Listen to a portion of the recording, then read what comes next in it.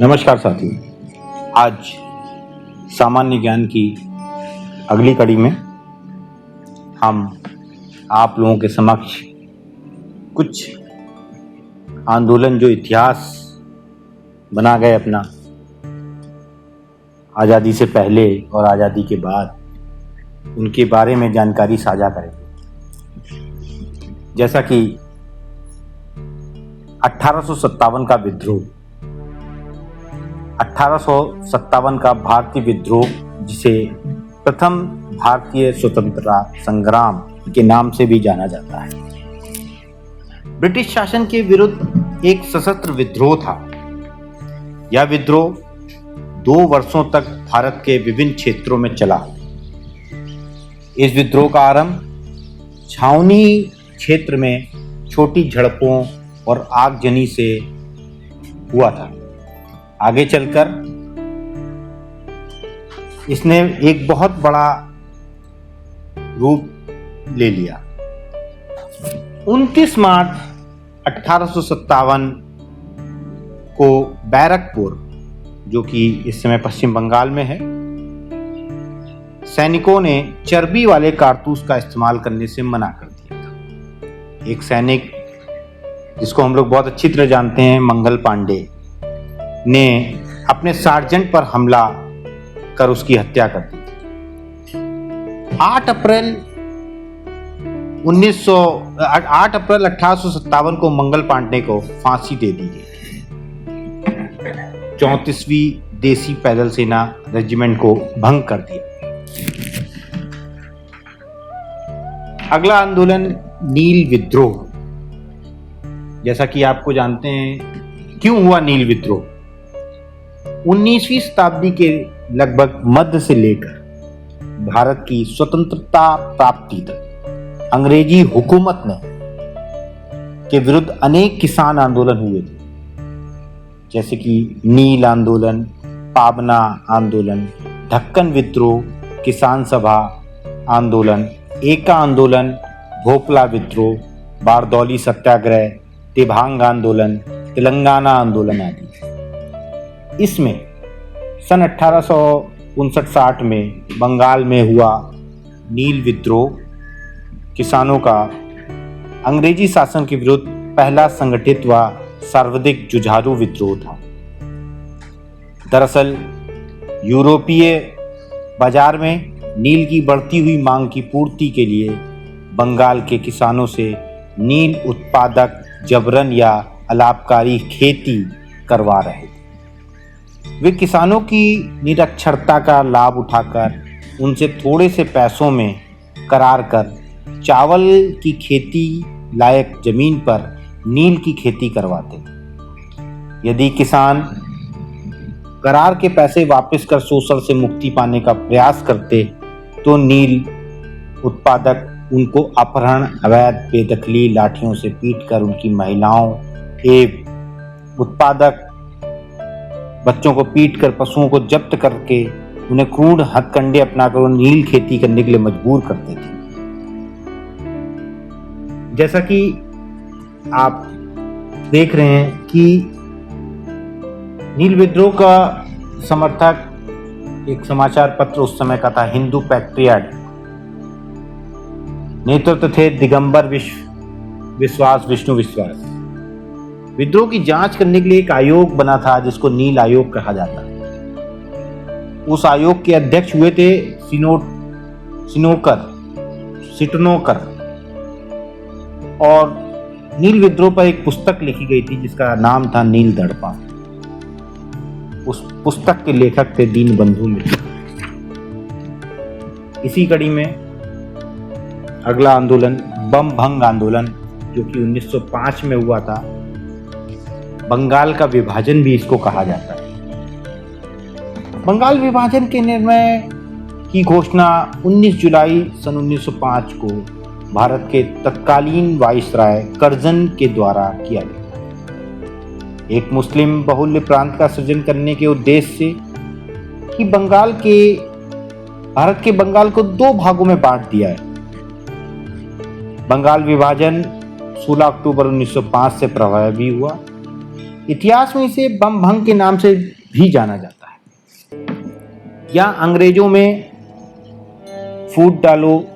की फूट डालो शासन करो वाली नीति का एक अंग था। शत्रु इसके विरोध में सन 1908 में ईस्वी में संपूर्ण देश में बंग भंग आंदोलन की शुरुआत हुई। इस विभाजन के कारण उत्पन्न उच्च स्तरीय राजनीतिक अशांति के कारण 1911 में दोनों तरफ की भारतीय जनता के दबाव की वजह से बंगाल के पूर्वी एक पश्चिमी हिस्से पुनः एक हो गए। अगली कड़ी में होम रूल आंदोलन। होम रूल शब्द आयरलैंड के एक ऐसे ही आंदोलन से लिया गया था जिसका सर्वप्रथम प्रयोग श्यामजी कृष्ण वर्मा ने सन 1905 में लंदन में किया था, लेकिन इसका सार्थक प्रयोग करने का श्रेय बाल गंगाधर तिलक और एनी बेसेंट को है।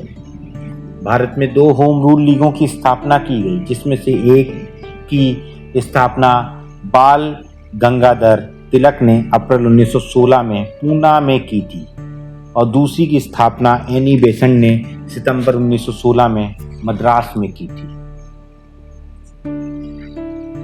जैसा कि हम लोग सुभाष चंद्र बोस जी को आज भी अपने तन मन धन में स्मरण किए हुए हैं।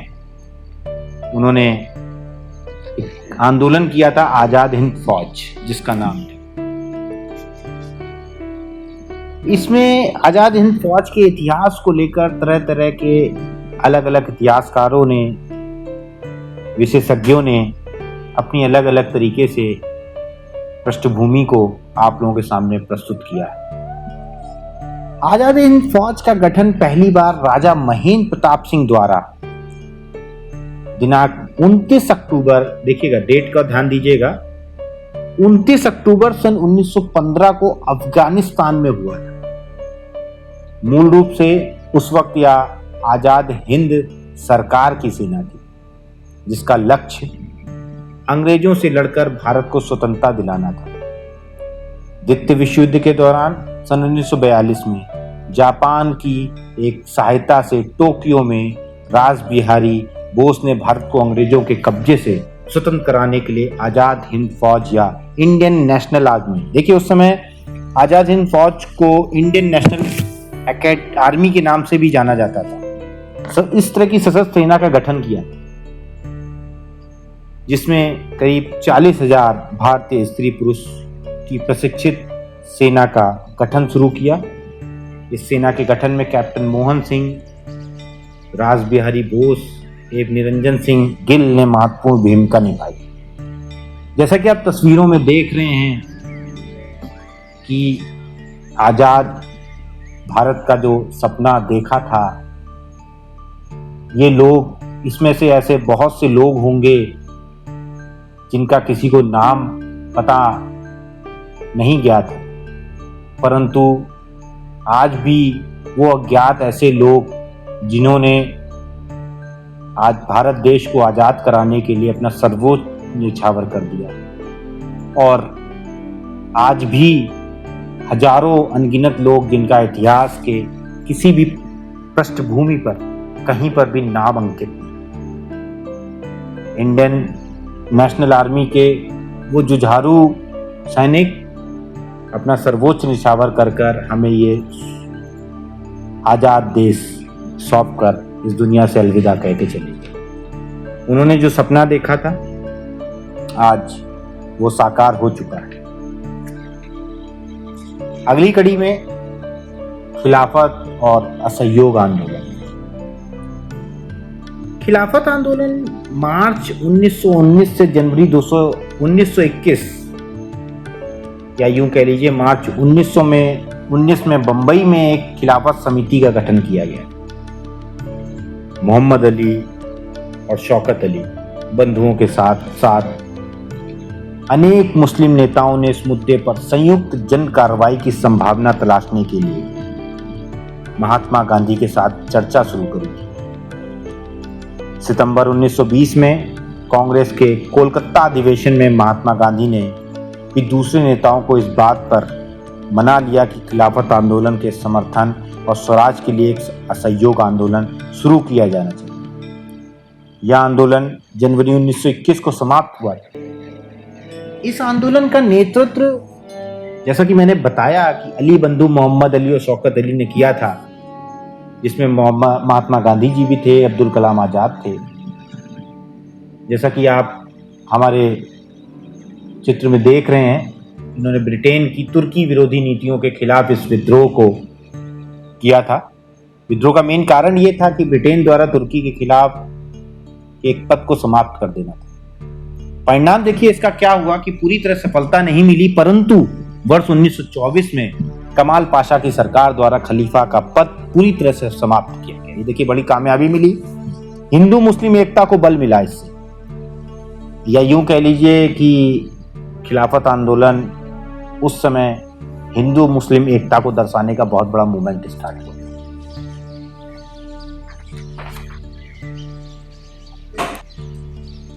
देखिए अगली कड़ी में हम आपको बता रहे हैं जलियांवाला बाग कांड। आज बच्चों के जहन में, हम सभी के जहन में इस कांड को याद है आज भी। और क्योंकि इस हत्याकांड ने संपूर्ण भारत को ही नहीं बल्कि पूरे विश्व को झंझोर के रख दिया था। जलियांवाला बाग अमृतसर के स्वर्ण मंदिर के पास एक छोटा सा बगीचा है।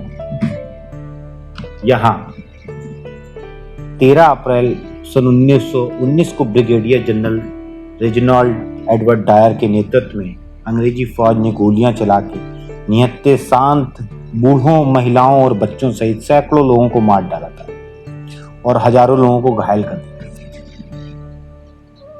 इसका प्रमुख कारण ये था कि उस समय जो शांत बूढ़े, महिलाओं, बच्चों, वो एक सभा कर रहे थे। एक बाग में शांतिपूर्वक ढंग से एक सभा की जा रही थी। जनरल डायर को इस बात की जानकारी मिली। अंग्रेजी हुकूमत भारत देश की आवाज को किसी तरह दबाना चाहता था। उसने बिना किसी चेतावनी दिए उन निहत्थे शांत बूढ़ों, महिलाओं, बच्चों पे अंधाधुंध गोलियां फायर कर दी। देखिए आप गोलियों के निशान इस दीवार पे देख रहे हैं जो मैं आपको चित्र दिखा रहा हूं। आज भी वो दीवार पे भारत सरकार की तरफ से वो निशान बना के दिखाए गए हैं कि बुलेट मार्क्स, गोलियों के निशान, वो अभी भी भारत सरकार उसको धरोहर की तरह बहुत अच्छे से रखती है, क्योंकि ये इतिहास का बहुत ही दुखद घटना का एक स्थान है। यहाँ पे देख रहे हैं आप, मैंने आपको अगले चित्र में दिखाया कि किस तरीके गोलियां चली, कितने लोग मर गए। इस घटना ने पूरे देश को, संपूर्ण यहाँ तक कि महात्मा गांधी जी को भी झंझोर के रख दिया था। या यूं कह लीजिए इस घटना ने एक काम और किया था। इस घटना की वजह से जो क्रांति की ज्वाला और भड़क उठी थी, जिसकी वजह से सन 1947 में देश को कामयाबी मिली। ये आंदोलन बहुत अच्छा रहा। अगली कड़ी में हम आपको बताते हैं असहयोग आंदोलन। जैसा कि असहयोग आंदोलन के बारे में मैं बता रहा हूं आपको, सितंबर 1920 से फरवरी 1922 के बीच महात्मा गांधी तथा भारतीय राष्ट्रीय कांग्रेस के नेतृत्व में असहयोग आंदोलन चलाया गया, जिसने भारतीय स्वतंत्रता आंदोलन को एक नई जागृति प्रदान करी। जलियांवाला बाग, नरसंहार सहित अनेक घटनाओं के बाद गांधी जी ने अनुभव किया कि ब्रिटिश हाथों में एक उचित न्याय मिलने की कोई संभावना नहीं। इसलिए उन्होंने ब्रिटिश सरकार से राष्ट्र के सहयोग को वापस लेने की योजना बनाई। इस प्रकार असहयोग आंदोलन की शुरुआत की। देश में प्रशासनिक व्यवस्था पर इसका बहुत बड़ा प्रभाव हुआ। यह आंदोलन अत्यंत सफल रहा क्योंकि इसे लाखों भारतीयों का प्रोत्साहन मिला। इस आंदोलन से ब्रिटिश पदाधिकारी पूरे तरीके हिल गए। जैसा कि आप हमारे चित्र में देख रहे हैं कि असहयोग आंदोलन के कार्यक्रम में उपाधियां, प्रशस्ति पत्रों को लौटाना, सरकारी स्कूल, कॉलेज, अदालतों, विदेशी कपड़ों का बहिष्कार करना, राष्ट्रीय विद्यालयों की स्थापना और स्थानीय विवादों के निपटारे के लिए पंचायतों के गठन का भी प्रस्ताव था। हाथ से कताई बुनाई को प्रोत्साहन देना तथा हिंदू मुस्लिम एकता को बढ़ावा देने का विशेष जोर दिया। इस आंदोलन ने देखिए बहुत बड़ा कार्य किया। इतिहास की एक बहुत मजबूत स्तंभ को छुआ इसने इस आंदोलन में छुआछूत को मिटाने और हर हाल में अहिंसा का पालन करने का सख्त निर्देश दिया है। देखिए भारतवासियों के जो हर दिल हर जमीर में जो चीज बैठी हुई है, बापू का दिया हुआ संदेश अहिंसा, उसको पालन करने का निर्देश जरूर दिया। इसका उद्देश्य था संवैधानिक व वैधानिक तरीके से सुशासन। अब उद्देश्य अहिंसात्मक व उचित तरीके से स्वराज प्राप्ति। देखिए बापू ने एक जो संदेश दिया अहिंसा का, आज उसी के बलबूते पर भारत अपना विश्व गुरु बनने जा रहा है। भारत ने कभी भी आज तक हिंसा का रास्ता नहीं अपनाया। विदेशी ताकतों ने हमेशा हिंसक हुए हैं, परंतु पहल भारत ने नहीं की। भारत ने हमेशा इस बात का प्राथमिकता दी है कि जो बात शांतिपूर्वक ढंग से अहिंसा से हो सकती है, उसका निष्कर्ष हिंसा से नहीं निकलता। इसी कड़ी में देखिए चौरी चौरा कांड एक आंदोलन हुआ करता था। देख रहे हैं आप शहीद स्मारक चौरी चौरा, ये एक गेट बना हुआ है। चौरी चौरा कांड जहाँ पे हुआ था, गोरखपुर जो उत्तर प्रदेश के अंदर आता है, गोरखपुर जिला है। चौरी चौरा उत्तर प्रदेश के गोरखपुर के पास का एक कस्बा है, जहाँ 5 फरवरी सन 1922 को भारतीयों ने ब्रिटिश सरकार की एक पुलिस चौकी को आग लगा दी थी, जिसमें उसमें छुपे हुए 22 पुलिस कर्मचारी जिंदा जल के मर गए। इस घटना को चौरी चौरा कांड के नाम से जाना जाता है। इसके परिणाम स्वरूप गांधी जी ने कहा था कि हिंसा होने के कारण असहयोग आंदोलन उपयुक्त नहीं रह गया, क्योंकि इसी से पहले सन 1920 में बापू ने सहयोग आंदोलन के थ्रू ये संदेश दिया कि अहिंसा का ही अपनाना है। परंतु 2 वर्ष बाद यह घटना होती है, इससे बापू को उन्होंने झकझोर के रख दिया और उसे वापस ले लिया। चौरी चौरा कांड के अभियुक्तों का मुकदमा चला। आप को ये बात कर बड़ी खुशी होगी कि पंडित मदन मोहन मालवीय ने लड़ा उनका मुकदमा और उन्हें बचा लिया। उनकी एक बहुत बड़ी सफलता। जैसा कि हमारा उद्देश्य यही रहा है कि अधिक से अधिक ज्ञान आप लोगों के समक्ष हम अपने चैनल के माध्यम से साझा कर सकें। उसी श्रृंखला में हम आगे की तरफ बढ़ते हुए अपने अंतिम पड़ाव की तरफ जाते हुए आपको बताना चाहेंगे सविनय अवज्ञा आंदोलन, जिसको कहते हैं सिविल डिसोबीडियंस मूवमेंट। सविनय अवज्ञा आंदोलन ब्रिटिश साम्राज्यवाद के विरुद्ध भारतीय राष्ट्रीय कांग्रेस द्वारा चलाए गए जन आंदोलन में से एक था। 1929 ईस्वी में भारत को ब्रिटेन के इरादे पर शक होने लगा था कि वह औपनिवेशिक स्वराज प्रदान करने की अपनी घोषणा पर अमल करेगा कि नहीं। भारतीय राष्ट्रीय कांग्रेस ने लाहौर अधिवेशन सन 1929, देखिए अधिवेशन की एक तस्वीर हम आपके बीच में साझा कर रहे हैं, जो सन 1929 की है। भारतीय राष्ट्रीय कांग्रेस ने लाहौर अधिवेशन सन 1929 में घोषणा कर दी थी कि उसका लक्ष्य भारत के लिए पूर्ण स्वाधीनता प्राप्त करना है। 6 अप्रैल 1930 को प्रातः काल के बाद महात्मा गांधी ने समुद्र तट पर नमक बनाकर नमक कानून को भंग किया और यहीं से सविज्ञा आंदोलन की शुरुआत हुई।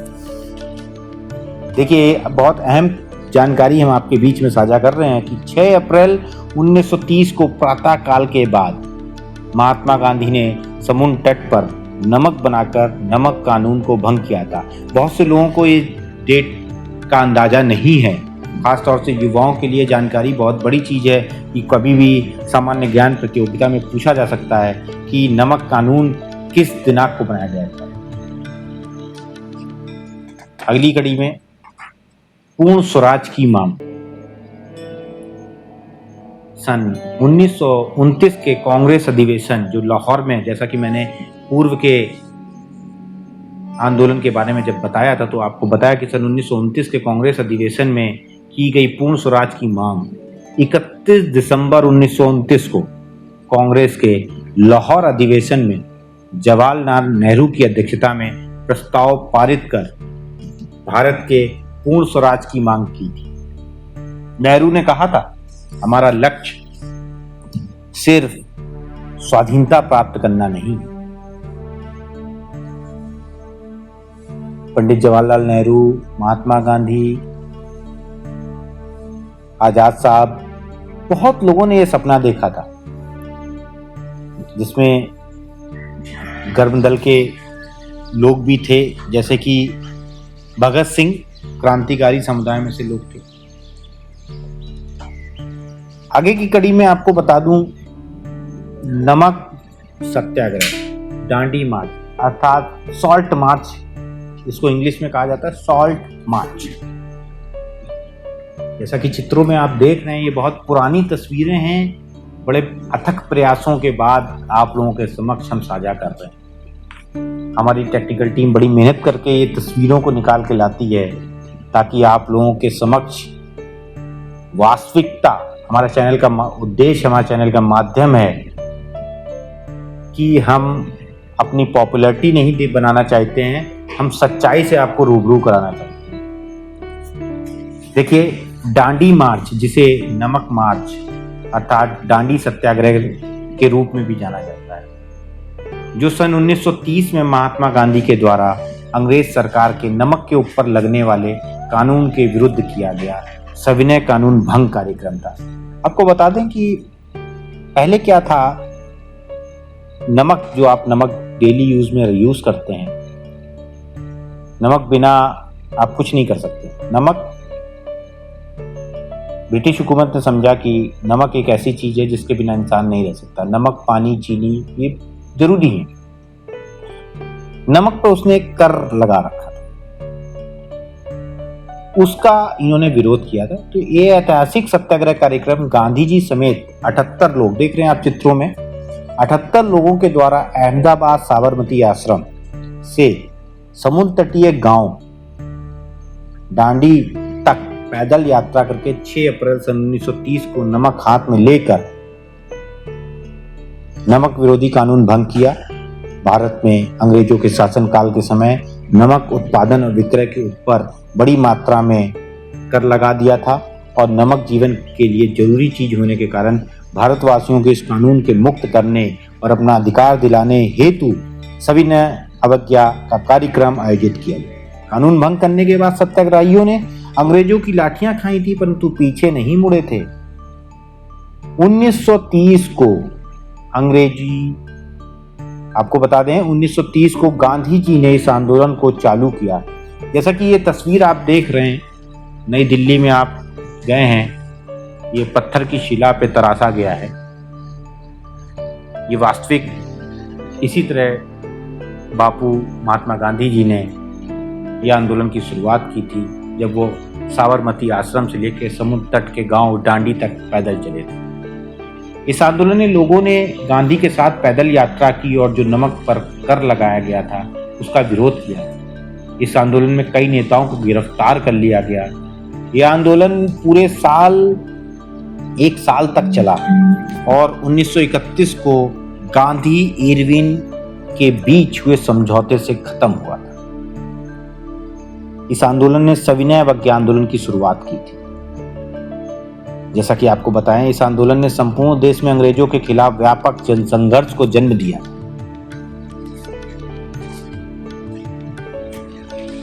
देखिए, कितनी कुर्बानियां देने के बाद, कितने आंदोलन देने के बाद, वो यातनाएं ब्रिटिश हुकूमत ने हम लोगों को दी, फिर भी भारत के वो लोग जो आज इस दुनिया में नहीं हैं, उन्होंने कितनी कुर्बानियां देने के बाद वो सुंदर भारत हमको दिया। उसके लिए एक बहुत बड़ा मूवमेंट उन्होंने छेड़ा था, भारत छोड़ो आंदोलन, क्वाइट इंडिया मूवमेंट, जो सन 1942 में शुरू हुआ। यह आंदोलन बहुत ही सोची समझी रणनीति का हिस्सा था। इसमें पूरा देश, संपूर्ण पूरा भारत छोड़ो आंदोलन सन 1942 में इसकी नींव रखी गई। गांधी जी ने इसका नेतृत्व शुरू किया। आंदोलन बहुत ही सोची समझी रणनीति का हिस्सा था।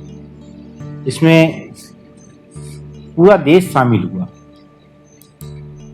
सन 1942 9 अगस्त को महात्मा गांधी के आह्वान पर संपूर्ण भारतवर्ष में एक साथ शुरू हुई भारतीय स्वतंत्रता संग्राम में निर्णायक भूमिका निभाने वाले भारत छोड़ो आंदोलन ने अंग्रेजी हुकूमत की नींव हिलाने का काम किया। ये देख रहे हैं आप चित्रों में, संपूर्ण भारत की एक आवाज आई थी, भारत छोड़ो आंदोलन।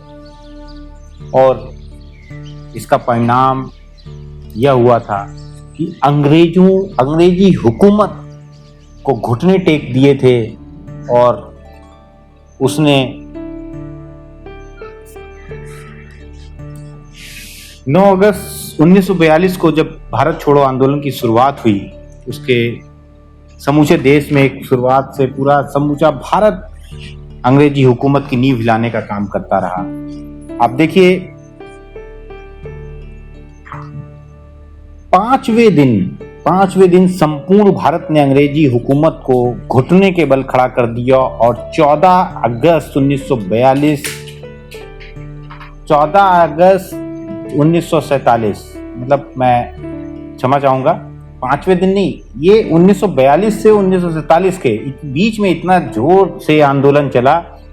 1947 में 14 अगस्त को अंग्रेजी हुकूमत को घुटने टेकने पर मजबूर होना पड़ा और 15 अगस्त 1947 की सुबह भारतवासियों ने वो सूरज देखा, आजाद भारत का। न्यू कैबिनेट ऑफ इंडिया का गठन किया गया जिसमें 14 मेंबर थे। ये बड़ी विशेष जानकारी आपसे साझा कर रहा हूँ।